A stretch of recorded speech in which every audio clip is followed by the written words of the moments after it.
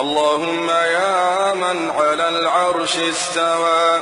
يا من خلق فسوى وقدر فهدى، وأعطى كل شيء خلقه ثم هدى،